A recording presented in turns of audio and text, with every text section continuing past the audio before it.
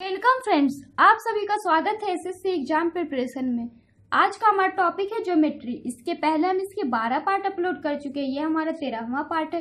तो जिन लोगों ने हमारे बाकी के 12 पार्ट्स नहीं देखे वो हमारे चैनल के प्लेलिस्ट में जाकर जरूर देखें, जिससे आज के क्वेश्चंस को आपको समझने में काफी आसानी हो सके। इसके सारे क्वेश्चंस को हम काफी शॉर्ट मेथड से सॉल्व करेंगे, जिससे आपके एग्जाम्स में इसके क्वेश्चंस 5 to 10 सेकेंड में सॉल्व हो जाएंगे। हम इस टॉपिक से 500 से ज्यादा क्वेश्चंस को सॉल्व करेंगे। तो अगर आपको ये वीडियो पसंद आए तो चैनल को सब्सक्राइब करें, कमेंट बॉक्स में कमेंट करें और वीडियो लाइक करें। तो चलिए स्टार्ट करते हैं। आज का हमारा सबसे फर्स्ट क्वेश्चन है, यानी कि क्वेश्चन नंबर 83। दिए गए चित्र में PAB सेकेंड है और PT वृत्त के बिंदु T पर P से खींची गई स्पर्श रेखा है।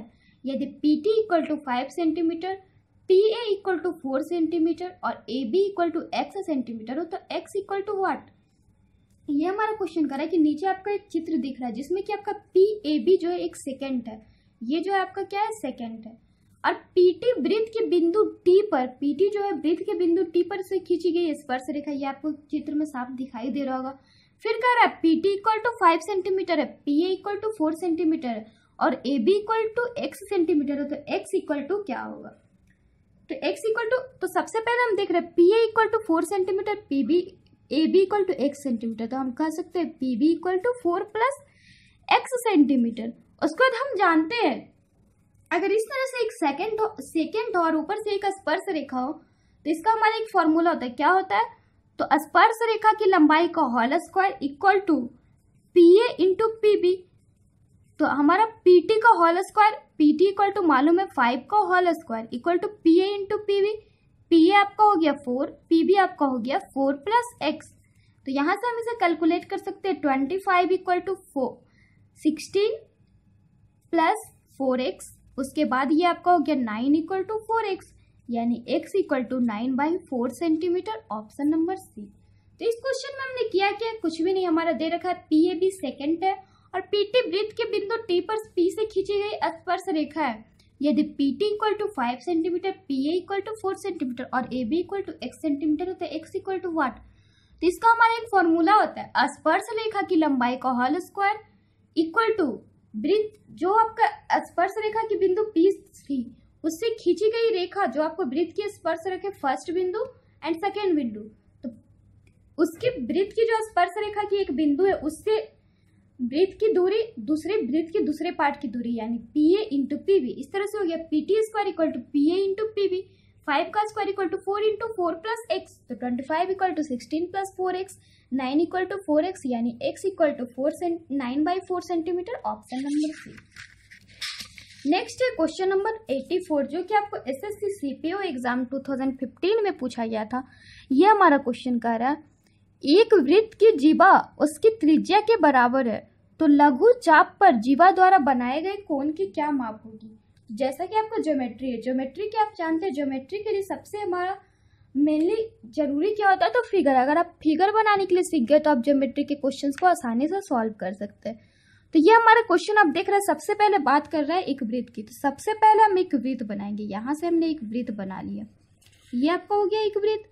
फिर करा एक वृत्त की जीवा उसकी त्रिज्या के बराबर है, तो यहां से हमने एक वृत्त बनाया। इस तरफ से ये हमारा हो गया उसकी जीवा करा त्रिज्या के बराबर है, यानी कि ये आपका अगर जीवा है AB, ये आपका हो गया O, तो जितना आपकी त्रिज्या होगी उतना आपका इसका जीवा हो गया, यानी कि अगर त्रिज्या R है तो ये भी R और जीवा भी आपकी R होगी। उसके बाद करा लघु चाप पर जीवा द्वारा बनाए गए कोण की क्या माप होगी। आपसे पूछ क्या रहा है, तो लघु चाप पर जीवा द्वारा बनाए गए कोण, यानी कि ये वाला आपका कोण पूछ रहा है, कौन सा कोण। तो एक आप यहां से ये आपका हो गया, यहां से हम 2 चाप बना सकते हैं, जीवा से आपका चाप बनते हैं, एक लघु चाप आपका बनेगा, एक दीर्घ चाप। तो ये आपका दीर्घ चाप हो गया, आप देख सकते हैं ये आपका दीर्घ चाप होगा। आपका लघु चाप क्या होगा, तो ये वाली, ये आपकी हो गई लघु चाप। तो हमसे पूछ रहा है लघु चाप द्वारा वृत्त पर बनाए गए कोण की क्या माप होगी। तो सबसे पहले अगर हम ट्रायंगल AOB में देखें, तो अगर हमसे कह रहा है क्वेश्चन में, आप जैसा कि फिगर बना लिए तो हमसे स्पष्ट हो गया, हमसे पूछ क्या रहा है, तो एंगल ADB लघु चाप द्वारा बनाए गए कोण की क्या माप होगी। तो लघु चाप आपका ये हो गया, दीर्घ चाप पूछता तो ये होता। तो जैसा कि हम इस फिगर में देख रहे हैं ट्रायंगल एओबी में, आपसे जैसा हमने बोला कि ज्योमेट्री के लिए आपको बस फिगर आप बना लिए तो आपको इसके आधे क्वेश्चन समझो बन गए। जैसे कि हम इस फिगर में देख रहे हैं, कह रहे हैं कि वृत्त की जीवा उसकी त्रिज्या के बराबर है, तो हमने इसकी दो त्रिज्याएं बनी, यहाँ से एक जीवा बनाई। तो हम देख रहे हैं ट्रायंगल एओबी में आपका ए बी बराबर है ओए के बराबर है ओबी के, यानी कि ये आपका एक इक्विलैटरल ट्रायंगल है, एक सम त्रिभुज कह सकते हैं, विषम समबाहु त्रिभुज, सॉरी आपका समबाहु त्रिभुज है। तो हम जानते हैं समबाहु त्रिभुज के तीनों कोणों का माप 60 डिग्री होता है, यानी कि ये भी आपका 60 डिग्री हो जाएगा, ये कोण भी 60 डिग्री एंड ये कोण भी 60 डिग्री। तो यहाँ तक आपका हो गया। फिर आपको पता होगा किसी भी चाप के द्वारा वृत्त के केंद्र पर जो बना कोण होता है उसी चाप द्वारा परिधि पर बने कोण का दुगना होता है, यानी कि आपका वृत्त के केंद्र पर कौन सा कितना कोण बना है, तो 60 डिग्री का। तो परिधि पर जो कोण बनता है वो उसका दुगना होता है। तो आप कह सकते हैं कि ये वाला जो आपका कोण होगा ये आपका एंगल सी जो है वो एंगल सी जो होगा, बिकॉज परिधि पे बने कोण का दुगना होता है, तो परिधि पर बना कोण कितना हो जाएगा, तो इसका आधा यानी कि 60/2। इस तरह से ये हमारा हो गया 30 डिग्री। तो ये तो हमारा आ गया एंगल सी। उसके बाद हम देख रहे हैं कि ये हमारा एक साइक्लिक क्वाड्रिलेटरल है, और हम जानते हैं साइक्लिक क्वाड्रिलेटरल में होता क्या है, चक्रीय चतुर्भुज में आपको हमने ज्योमेट्री के आप हमारे बेसिक्स देख सकते हो, उसमें हमने आपको बताया है चक्रीय चतुर्भुज में आपके आमने सामने के कोण का योग 180 डिग्री होता है, यानी कि angle C plus angle D equal to 180 degree. तो यहाँ से हम कह सकते हैं एंगल सी हो गया 30, एंगल डी हो गया 180, यानी एंगल डी बराबर 150 डिग्री, जो कि आपसे पूछ रहा था ऑप्शन नंबर ए। तो आइए इस क्वेश्चन को फिर से देखते हैं। ये हमारा क्वेश्चन कह क्या रहा था, तो ये क्वेश्चन कर रहा था एक वृत्त की जीवा जो है उसकी त्रिज्या के बराबर है। तो आपने जैसा कि हमने आपको यहाँ पे दर्शाया, इसकी त्रिज्या है ओ ए और ओ बी, और ये आपकी जीवा है, तो ये जो जीवा हो गई वो त्रिज्या के बराबर हो गई। तो लघु चाप पर जीवा द्वारा बनाए गए कोण की क्या माप होगी, तो हम यहाँ पे देख रहे हैं दो कोण बन रहे हैं, एक कोण सी एक कोण डी। तो आपसे पूछ क्या रहा है, कोण डी, बिकॉज लघु चाप पर पूछ रहा है, तो लघु चाप आपका यही हो गया, तो कोण डी। लघु चाप पर जीवा द्वारा बनाएगा कोण कौन सा हो गया, तो कोण डी।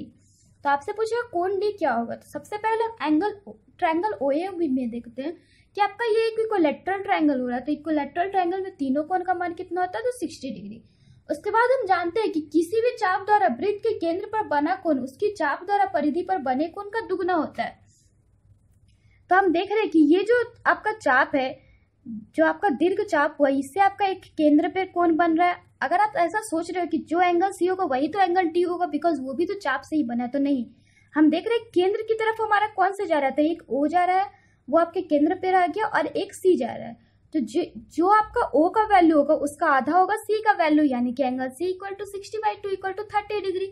उसके बाद हम जानते हैं चक्रीय चतुर्भुज में आमने सामने का जो कोण का योग होता है वो 180 डिग्री होता है, यानी angle C plus angle D equal to 180। तो यहाँ से आ गया angle D equal to 150 degree, option number A. Next है हमारा क्वेश्चन नंबर 85। दिए गए वृत्त में PQ जीवा है जिसकी लंबाई 18 सेंटीमीटर है, ए बी एक लंबसम द्विभाजक है जो PQ को M बिंदु पर काटता है। यदि MB इक्वल टू 3 सेंटीमीटर है तो AB की लंबाई ज्ञात करें। ये हमारा क्वेश्चन क्या कर रहा है कि नीचे एक वृत्त दिया गया, आप देख रहे हैं यहाँ पे एक वृत्त जिसमें कह रहा है कि PQ जीवा है, तो आप देख रहे हैं यहाँ पे हमने एक जीवा ड्रॉ किया है।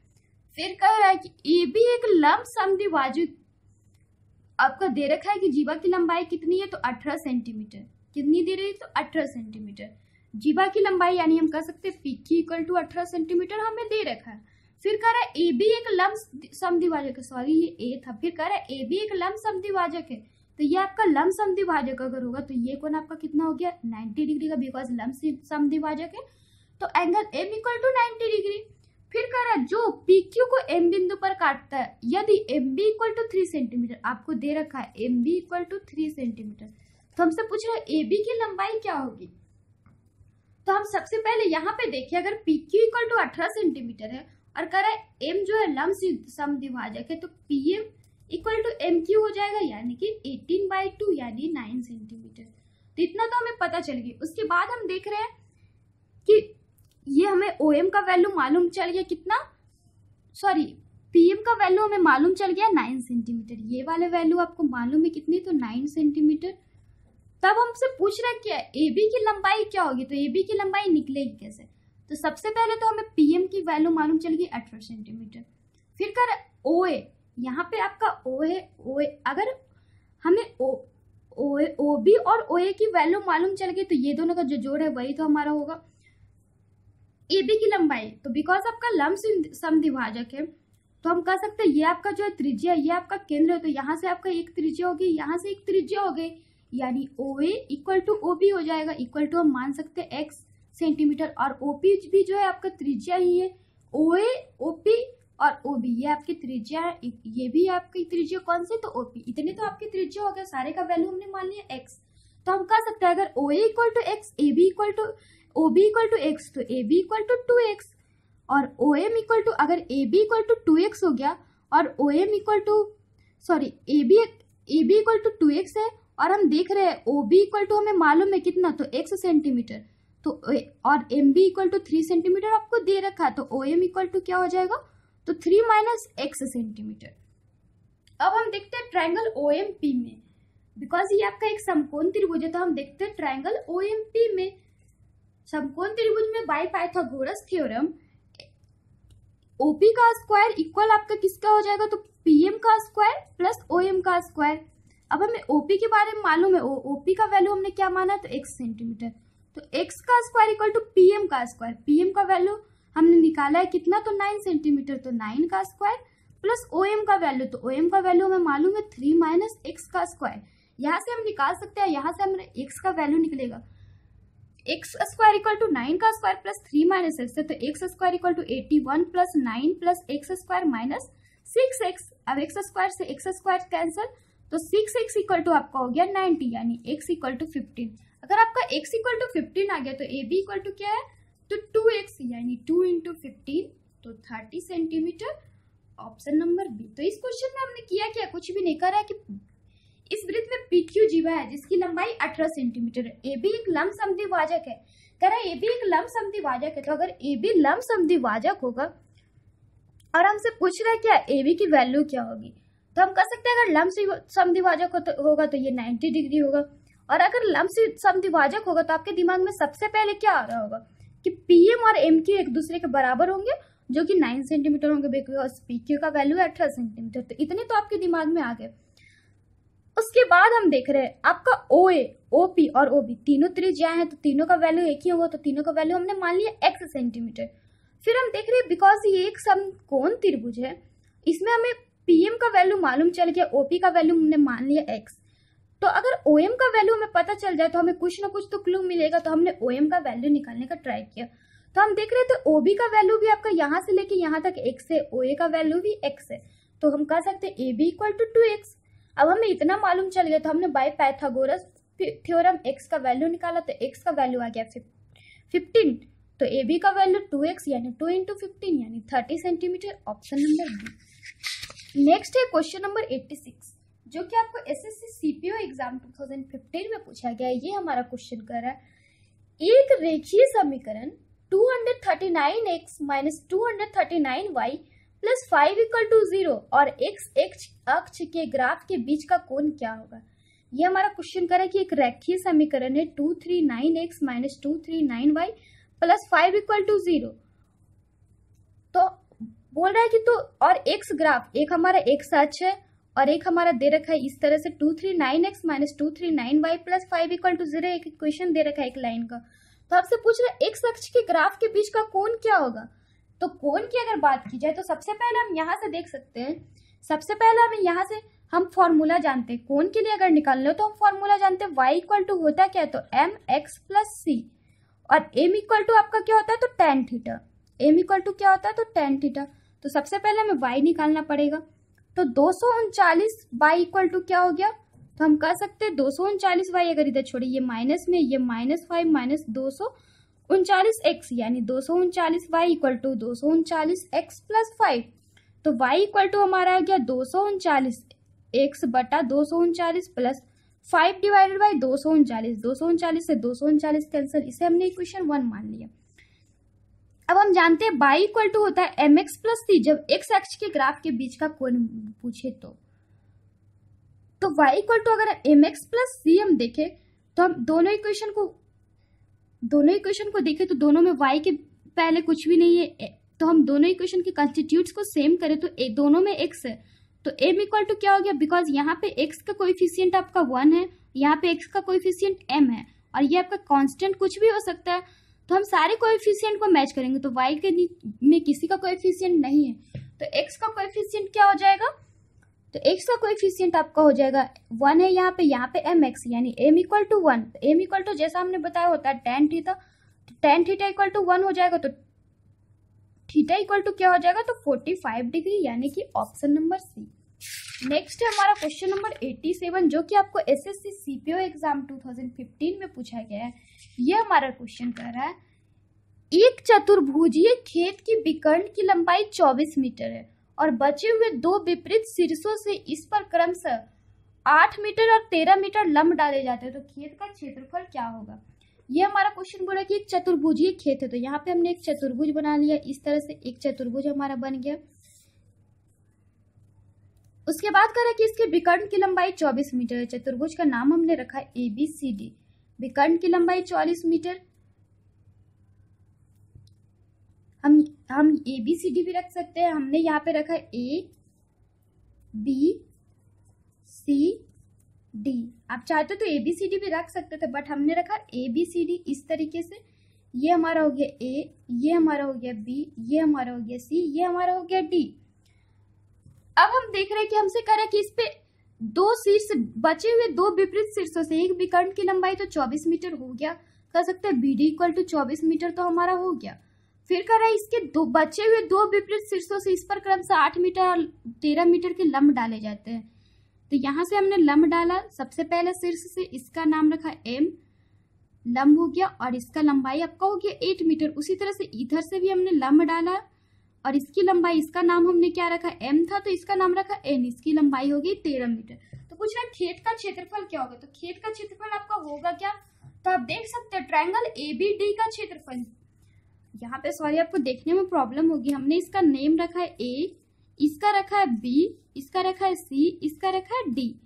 तो अब हमसे बोल रहा है कि खेत के क्षेत्रफल का ज्ञात करें, तो खेत का क्षेत्रफल क्या हो जाएगा, तो ट्रायंगल ABD का क्षेत्रफल, इस ट्रायंगल का क्षेत्रफल प्लस इस ट्रायंगल का क्षेत्रफल। अब हमें दोनों के लंब की लंबाई भी मालूम है, BD इक्वल टू दे रखा है 24 मीटर, तो हमसे इस खेत का क्षेत्रफल पूछ रहा है, तो खेत का क्षेत्रफल हो गया ट्रायंगल ABD का क्षेत्रफल प्लस ट्रायंगल BCD का क्षेत्रफल। तो ट्रायंगल ABD का क्षेत्रफल होगा क्या, half into BD into AM, because दोनों ट्रायंगल्स में आपका ये आधार हो गया, ये लंब हो गया, तो BD इंटू M प्लस इस ट्रायंगल में हाफ इंटू आपका हो गया CN इंटू BD। इस तरह से हम यहाँ पे रख सकते हैं, हाफ इंटू BD का वैल्यू है 24, M का value 8 plus half into CN का वैल्यू है 13 इंटू BD का वैल्यू आपका क्या है, तो आप देख सकते हैं आपका है 24। अब हमने सारे को कैलकुलेट किया, तो इस तरह से ये हमारा आ गया 96 प्लस आपका 13 इंटू 12 आपका होता क्या, या फिर हम यहाँ से कैलकुलेशन से बचने के लिए 12 को कॉमन लिए, तो 8 प्लस 13 12 इंटू 21 यानी 252 metre square. Option number A, option number A. तो इस क्वेश्चन में हमने किया कुछ भी नहीं, हमसे पूछा था बोल रहा था एक चतुर्भुजीय खेत है, इसके विकर्ण की लंबाई 24 मीटर है और बचे हुए दो विपरीत शीर्षों को इस पर क्रमशः 8 मीटर और 13 मीटर के लंब डाले जाते हैं, तो खेत का क्षेत्रफल ज्ञात करें। तो इसमें हमने किया क्या, हमने जैसे जैसे क्वेश्चन बोला था वैसे वैसे फिगर्स बना दिया, बिकॉज हमने आपको बताया ज्योमेट्री के क्वेश्चन सिर्फ फिगर पे ही आधारित होता है, तो हमने फिगर बना दी, एक चतुर्भुज बनाया ABCD। इसमें BD की लंबाई हो गई 24 मीटर, बिकॉज ये आपका विकर्ण। उसके बाद करें जो बचे हुए विकर्ण है उससे दो बचे हुए जो शीर्ष बचे उससे दो विकर्ण पे लंब डाले जाते हैं, तो यहाँ से हमने एक लंब डाला जिसकी लंबाई 8 मीटर, यहाँ से एक लंब डाला जिसकी लंबाई 13 मीटर। तो हमसे पूछ रहे हैं खेत का क्षेत्रफल, तो खेत का क्षेत्रफल आपका क्या होगा, तो ट्रायंगल ABD का क्षेत्रफल प्लस ट्रायंगल BCD का क्षेत्रफल। अब हमने दोनों ट्रायंगल्स का क्षेत्रफल निकाला, उसके बाद दोनों को ऐड किया तो आया 252 मीटर स्क्वायर, यानी कि ऑप्शन नंबर ए। तो आज के लिए बस इतना ही, ऐसे ही और भी क्वेश्चंस के लिए आप हमारे चैनल के साथ बने रहिए, हमारे चैनल को सब्सक्राइब करिए ताकि हम जो भी अपलोड करें उसके आपको अपडेट्स मिलते रहें। Then bye and take care.